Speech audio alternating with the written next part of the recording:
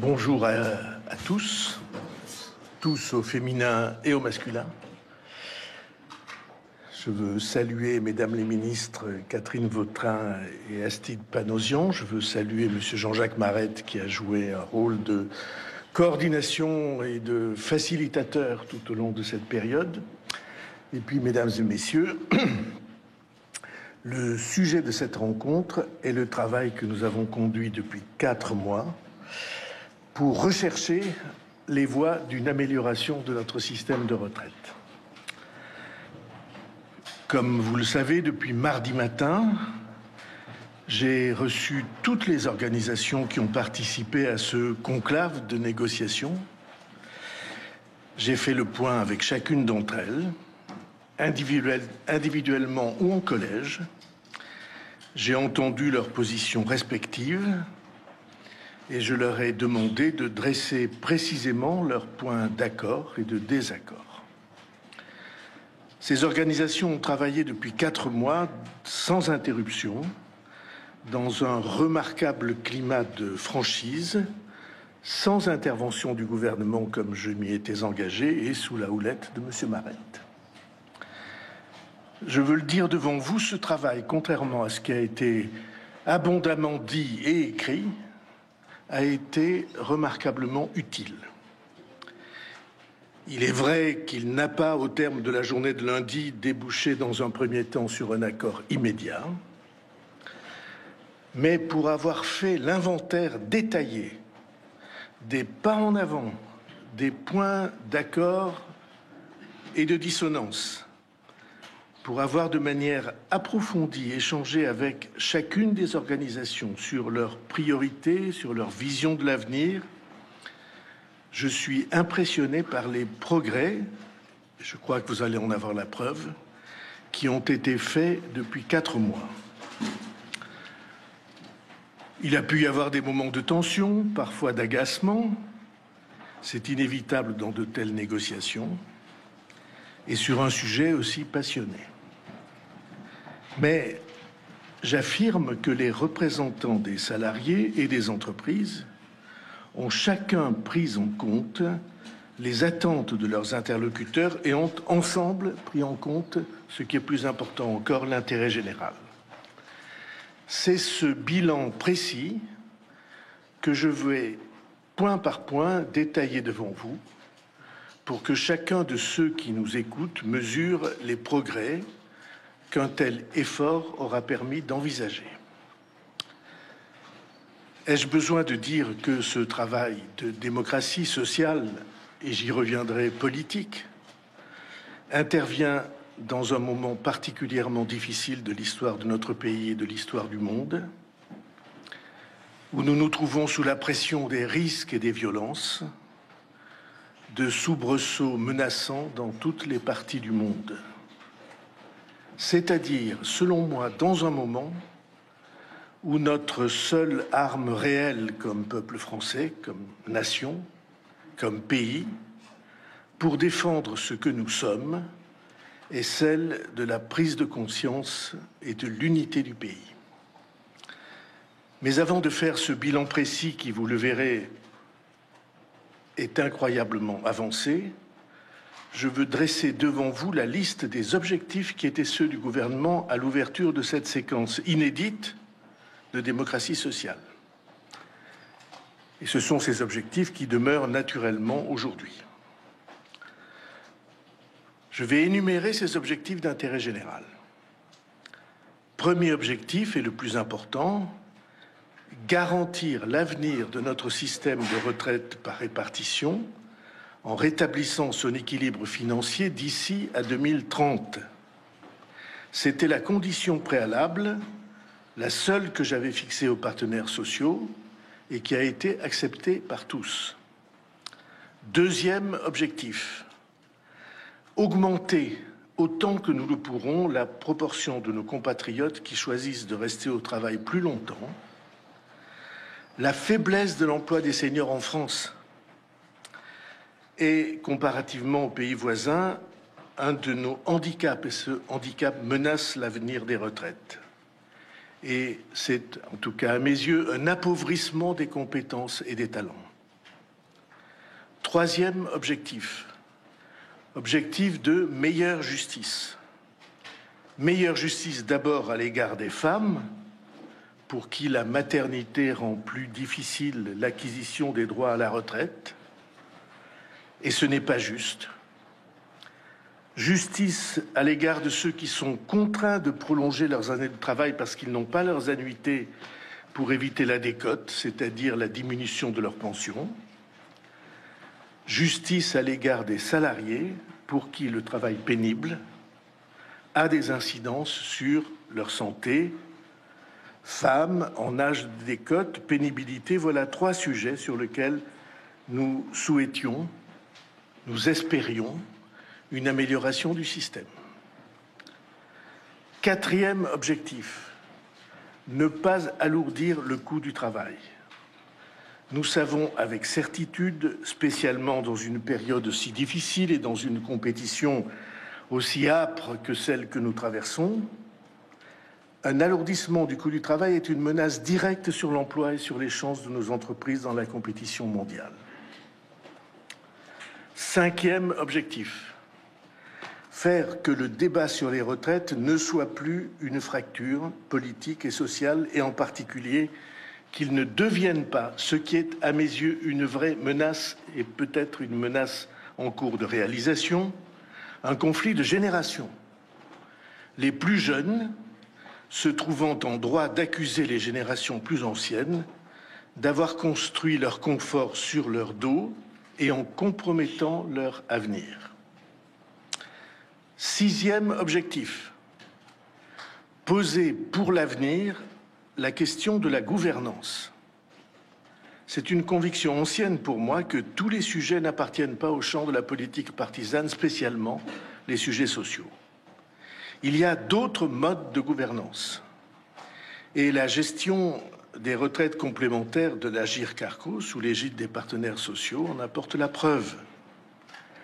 Même si, et nous en avons peut-être la démonstration aujourd'hui, il peut se faire que la démocratie politique donne un coup de main décisif à la démocratie sociale lorsque, dans les derniers mètres, les blocages classiques doivent être dépassés. Alors j'en viens maintenant à la négociation, à ce que la négociation a donné et a permis comme avancée et comme accord, pour ainsi dire, acquis. Je dis pour ainsi dire parce qu'il n'y a pas eu de signature, mais on a fait le bilan précis des conversations, des négociations, et ce sont ces avancées que je voudrais maintenant indiquer et partager avec vous.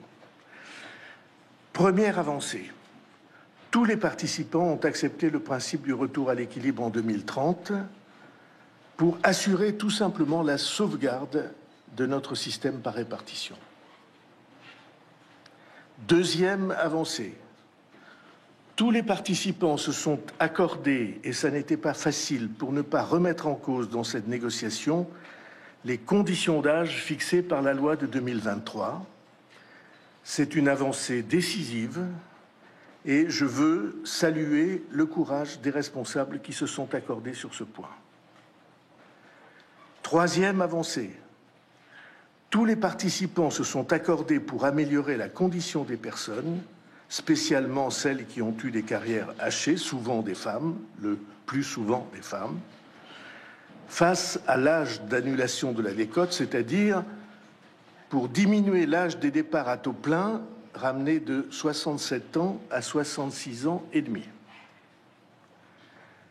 Quatrième avancée, tous les participants se sont accordés pour améliorer sensiblement et immédiatement les retraites des femmes, le droit à la retraite des femmes ayant eu des enfants. Au lieu de la référence aux 25 meilleures années pour calculer la pension de retraite, pour les femmes ayant eu un enfant, on gagne une année, la référence étant ramenée à 24 ans, et pour celles en ayant eu 2 ou davantage, 2 années, en ramenant cette référence à 23 ans, aux 23 meilleures années.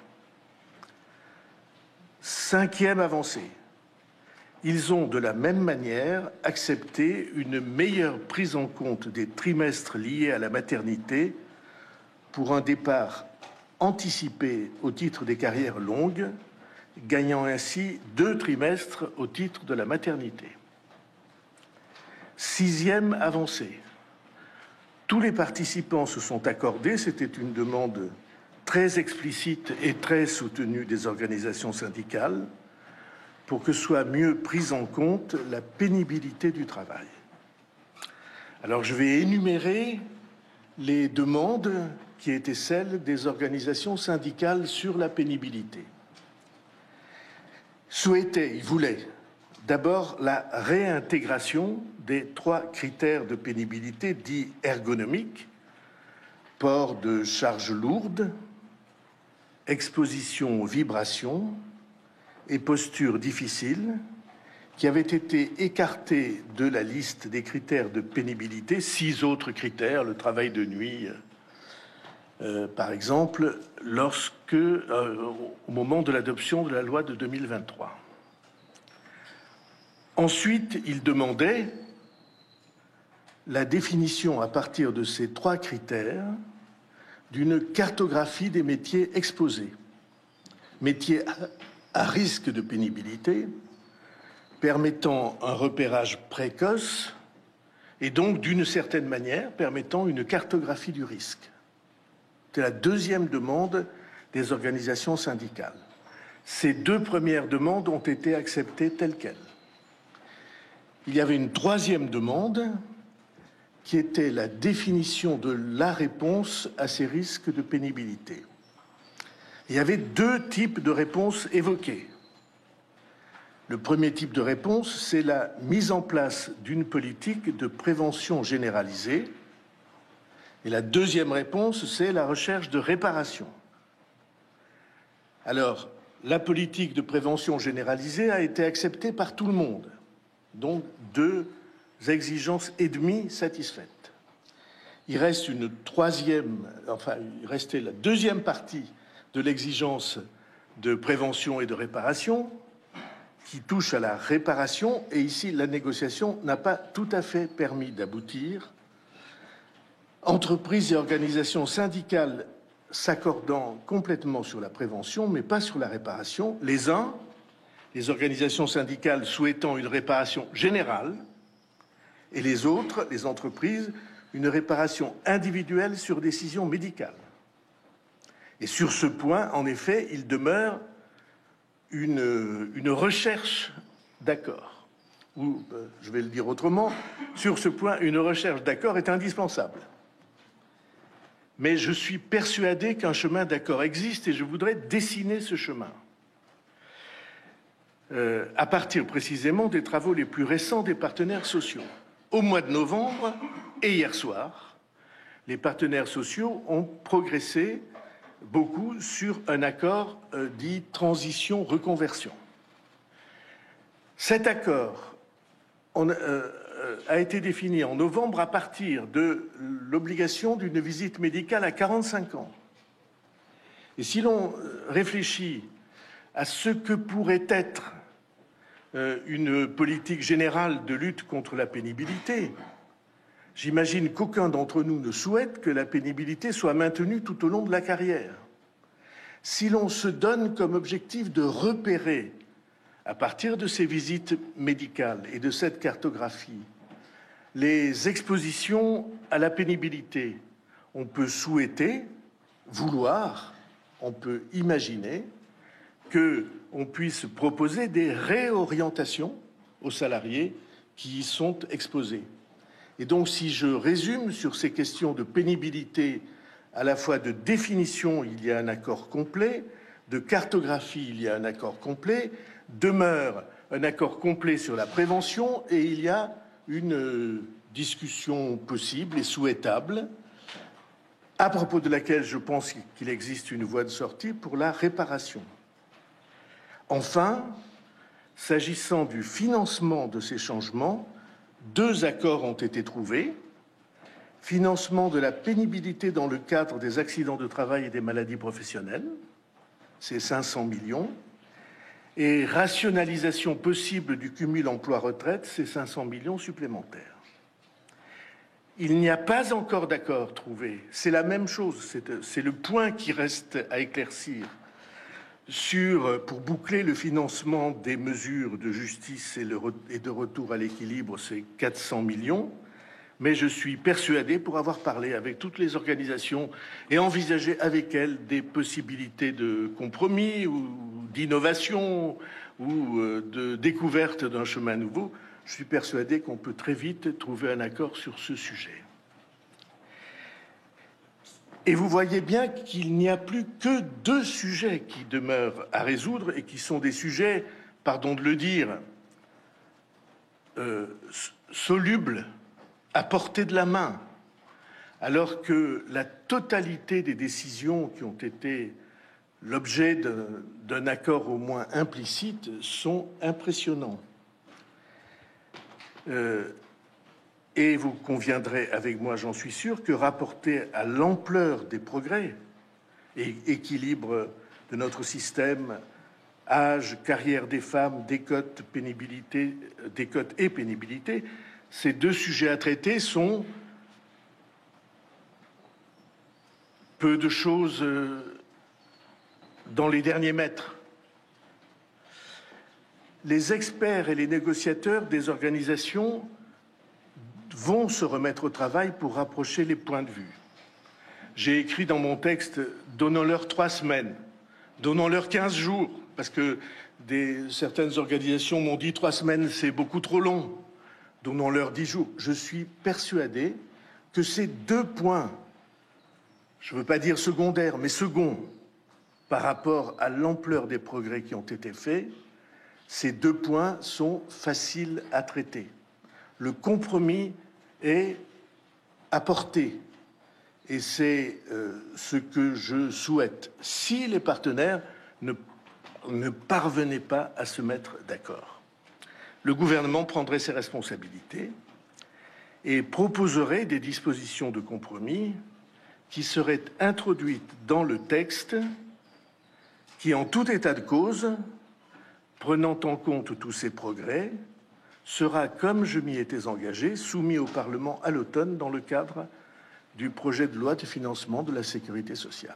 Il y aura donc une démarche législative, une démarche du Parlement pour répondre à toutes les questions posées.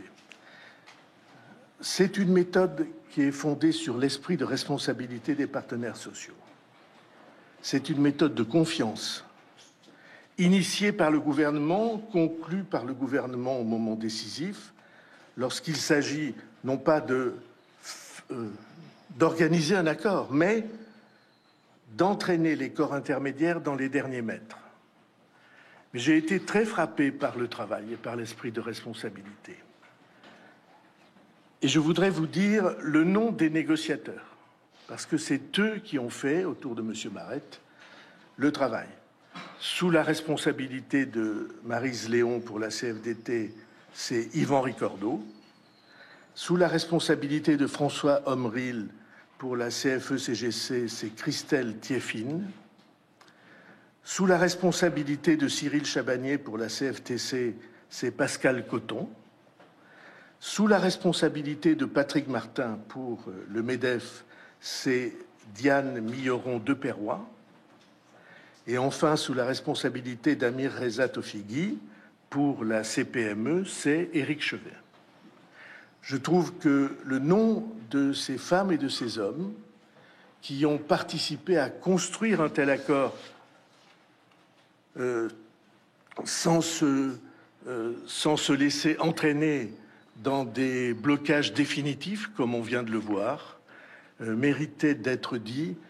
Je suis persuadé que la méthode qui a été suivie, elle est un signe d'espoir pour la démocratie sociale. Et pour moi, un espoir pour la démocratie sociale, c'est un espoir pour la démocratie tout court. J'avais dit à propos d'un autre événement, jamais sans les Français. Je suis persuadé que ça n'est pas en accentuant les conflits qu'on résout les problèmes de la nation, c'est en essayant scrupuleusement de trouver des réponses et de dessiner des accords. C'est ce que nous avons fait et je remercie tous ceux qui y ont participé. Je viens de faire devant vous la liste exhaustive des sujets abordés et des points d'accord trouvés. Et j'ai beaucoup de reconnaissance pour ceux qui ont consenti à cet effort, pour certains qui n'en avaient pas forcément envie, pour d'autres qui avaient probablement des buts et des ambitions beaucoup plus exigeantes. Mais ceci est fait pour améliorer la vie des Français et la vie de ceux qui, au travail, vont partir à la retraite ou envisagent de partir à la retraite. Il y aura d'autres améliorations dans le temps. Mais en tout cas, là, le texte relevant tous ces accords sera soumis au Parlement à l'automne dans le cadre du projet de loi de financement de la sécurité sociale. Je vous remercie. Si vous avez quelques questions... Bonjour, Anne Renaud de l'AFP. Je voulais vous demander quelle disposition de ce que vous avez énuméré comme avancée relève de la loi. Toutes. Hein? Là, le plus grand nombre, voilà. J'avais tout en tête, mais... Faut-il comprendre que les travaux vont se prolonger dans le cadre du conclave autour de M. Marette? Non, il n'y a que ces deux points seconds qui vont faire l'objet de discussions, d'abord directes. S'il faut un médiateur, M. Marette est là. Je suis à la disposition des partenaires sociaux. Et comptez-vous reprendre dans le projet de loi de financement de la sécurité sociale l'idée de désindexer les pensions des retraités, s'il vous plaît? Ceci va faire l'objet de débats dans le cadre plus large des questions qui vont être posées autour du 14 juillet dans la question si exigeante des finances publiques et des problèmes que nous avons devant nous. Je pense que j'ai indiqué que je ne voulais pas cibler telle ou telle catégorie de la population, pas cibler les retraités. Je veux que, devant la gravité des problèmes qui se posent au pays, tout le monde ait la certitude que chacun va participer à sa mesure et à sa manière. Bonjour Monsieur le Premier ministre, Astrid Mesmorian de France Télévisions. J'ai deux questions s'il vous plaît à vous poser. La première, le taux plein à 66 ans et demi et la légère amélioration de la pension des mères de famille. Savez-vous combien ça coûte et comment pensez-vous le financer s'il vous plaît? Il y a eu un accord, j'ai indiqué les accords financiers qui ont été trouvés sur ce sujet. Et donc, vous dites légère amélioration. Lorsque vous êtes une femme qui a mis des enfants au monde et qui ainsi a perdu des facilités pour son activité, pouvoir gagner 2 années sur les meilleures années comme référence pour la pension de retraite, à mes yeux, c'est pas une légère amélioration. Et gagner 6 mois, c'est pas une légère amélioration. Et si vous ajoutez l'une des deux mesures à l'autre, c'est pas une légère amélioration, c'est une amélioration tout court. Merci. Ma seconde question est la suivante. Vous aviez engagé la réussite de votre gouvernement sur l'organisation de cet événement, le conclave. Le conclave ayant échoué, si je puis me permettre, quelles conclusions faut-il en tirer quant à votre gouvernement? Merci. Madame, est-ce que vous étiez à cette conférence de presse, là? Vous venez d'arriver. Vous n'avez pas entendu le texte de la conférence de presse. Alors, franchement, oser parler d'échec quand on a un tel nombre d'accords essentiels sur le régime des retraites, ça ne me semble pas réaliste. Mais peut-être vous étiez venu avec la question avant d'entendre la réponse. Bonjour Audrey Tizon, France Info. Les socialistes vous accusent de trahison depuis quelques jours. Ils ont déjà déposé une motion de censure. Comment vous jugez leur attitude? Qu'est-ce que vous leur répondez? Je pense qu'il y a des réflexes. Je pense que ils entraient un peu comme la question de votre consoeur. Ils entraient dans le problème avec la certitude qu'on échouerait et qu'il n'y aurait pas de texte proposé au Parlement. Alors maintenant, ça paraît un peu baroque. Mais je pense que ce sont des raisons internes. Quand on a les organisations syndicales, et celles que j'ai nommées sont des organisations syndicales de premier plan, toutes ne sont pas là, mais disons tous ceux qui participent au réformisme. Je n'imagine pas que le parti de Jacques Delors et de Michel Rocard, par exemple, pour ne citer que ceux qui ne sont plus là, puissent considérer que c'est objet de censure. Je crois pouvoir le dire, les sociodémocrates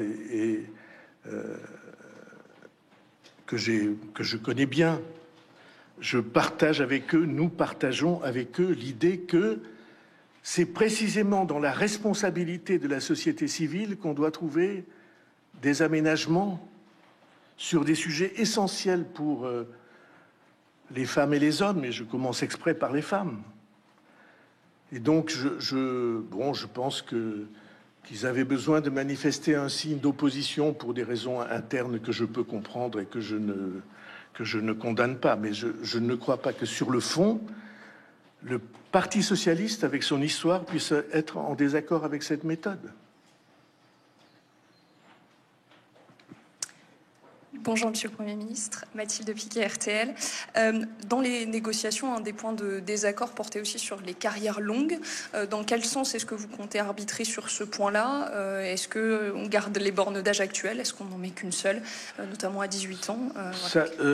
Franchement, cette question est ouverte et elle est notamment reliée à la question d'un meilleur équilibre du financement que j'ai évoqué dans le papier. Et donc, j'en ai beaucoup parlé avec les organisations syndicales et des entreprises.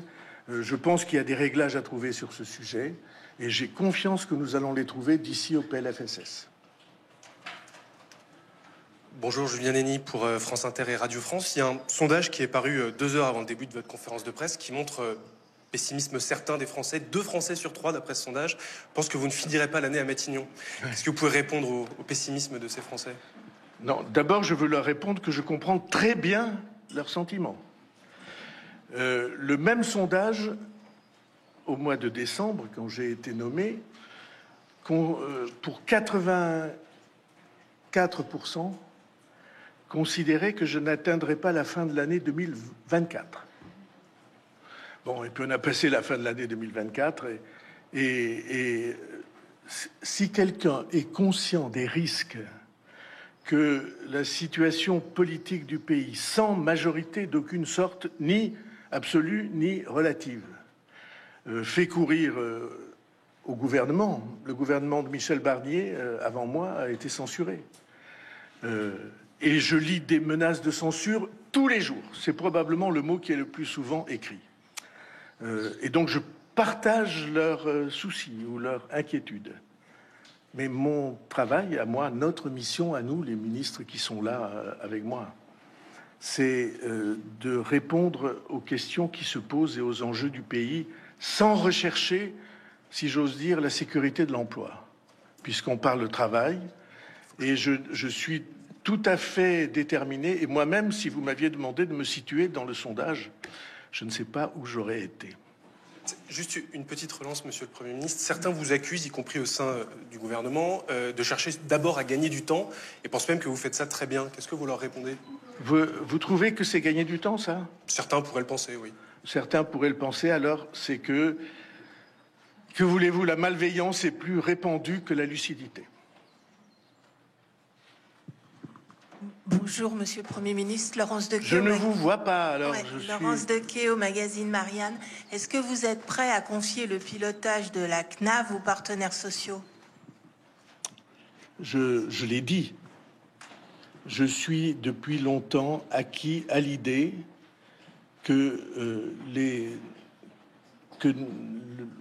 notre organisation sociale, nos systèmes sociaux, système de retraite, nos systèmes de sécurité sociale devraient en effet être entre les mains, être confiés à la responsabilité des partenaires sociaux.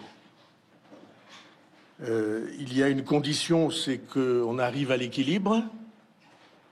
Et il y a une condition, c'est qu'eux-mêmes le souhaitent. Mais devant M. Marette, je veux dire que l'Agirc-Arrco, le système de retraite complémentaire, est entièrement entre les mains des partenaires sociaux et qu'il a pris chaque fois que nécessaire les décisions de gestion et que sa situation financière est, pour le moins qu'on puisse dire, équilibrée. Et je voudrais que tous nos systèmes sociaux soient dans la même situation. Donc oui, je suis acquis. Je ne sais pas si on y arrivera. Il faut que tout le monde dise oui et que tout le monde s'accorde sur une architecture et sur, comme vous l'avez dit très justement, l'exercice de la responsabilité. Mais mon intention, mon souhait, ma volonté, j'allais presque dire mon rêve, c'est qu'en effet on change le système de gestion de la protection sociale en France et qu'on le fasse échapper aux conflits politiques, j'allais dire politiciens, qui empêchent les Français d'avoir confiance dans l'évolution de ce système, parce que la question, c'est que, au bout du compte, c'est la survie du système qui est en jeu. Franchement, si des jeunes garçons et des jeunes filles, ceux qui sont dans les générations les plus récentes, s'ils étaient conscients de la situation qui leur a été faite, ils manifesteraient dans la rue contre une organisation du système qui fait peser sur leurs épaules, qu'ils travaillent déjà ou qu'ils travailleront plus tard, qui fait peser sur leurs épaules le financement des retraites d'aujourd'hui. Quelle famille peut accepter ça? Et tout ça se passe sans qu'on dise rien, dans l'hypocrisie la plus complète, parce que c'est de l'hypocrisie. Vous croyez qu'il y a un des responsables qui ignore que c'est par le déficit et la dette qu'on finance tout ça? Pardon de cette expression un peu forte, ça m'indigne. Je trouve que cette irresponsabilité est d'abord une immoralité.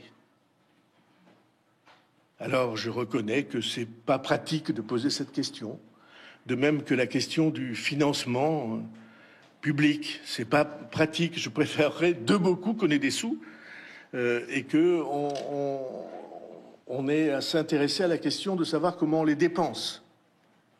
C'est ce qui a été fait depuis quelques décennies et vous m'accorderez que je me suis engagé très tôt, tout seul, contre cette fatalité.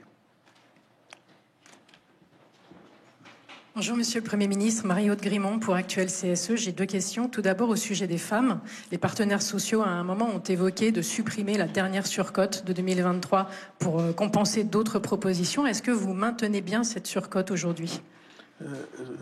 Alors les spécialistes sont là et je vois qu'ils hochent la tête. D'accord. Ma deuxième question, ils ont également évoqué une hausse des cotisations salariales et patronales comme nouvelle source de financement. Est-ce que c'est une piste que vous conservez ou que vous éliminez? Ça n'a pas été retenu dans le plan que nous avons présenté. Parce que faut que vous compreniez, je l'ai dit dans le texte, le souci du coût du travail est très important. Et le souci du revenu du travail est au moins aussi important que celui du coût du travail. Et donc, autant que je le pourrai, je protégerai le travail.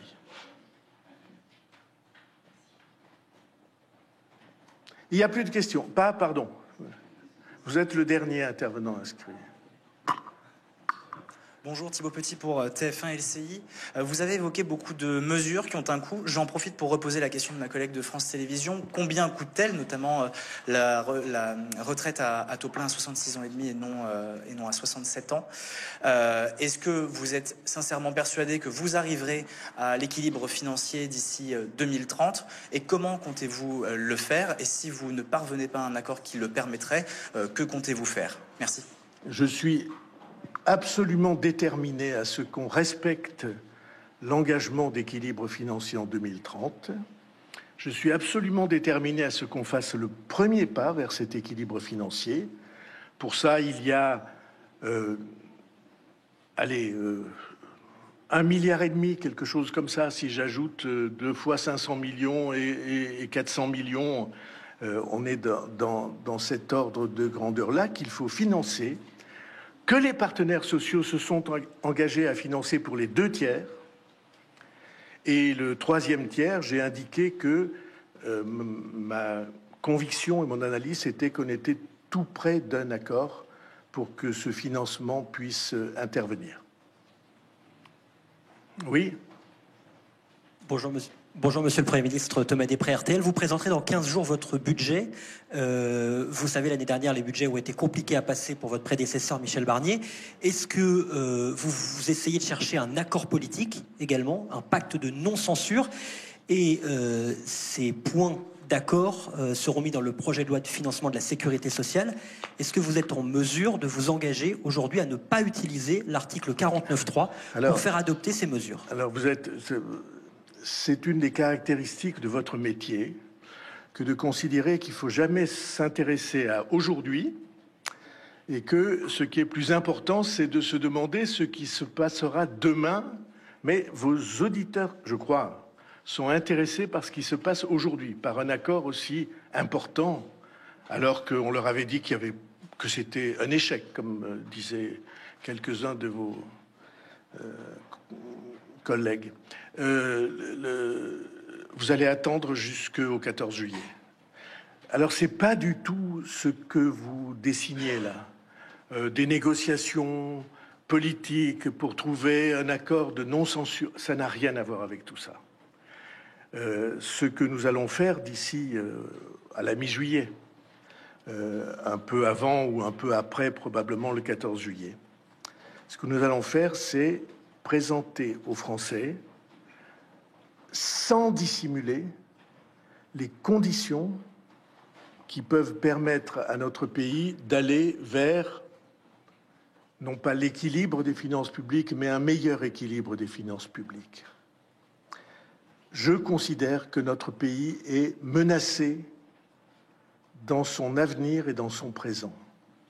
Il est menacé, j'ai fait, comme vous savez, une conférence de presse pour donner les vieux... Nous avons fait avec le gouvernement une conférence de presse pour donner les vrais chiffres. Je considère que la menace qui pèse sur nous, et qui est le résultat de décennies d'accumulation de déficits et de dettes, contre lesquels je me suis battu, vous me l'accorderez, tout seul, mais je sais que la solitude, c'est pas si désagréable que ça. Et donc, on dit quelquefois qu'il vaut mieux être seul que mal accompagné. Et donc, ce combat que j'ai mené, c'est un combat d'urgence vitale. Et d'ici au 14 juillet, la mi-juillet, nous dirons, je dirai aux Français, quels sont les moyens, les voies et les moyens pour entrer dans un plan de retour à l'équilibre qui prendra 4 ans pour retrouver le seuil à partir duquel la dette n'augmente plus. Et ceci est pour moi un engagement d'honneur. Pas de trafic avec des appareils politiques. Merci à tous.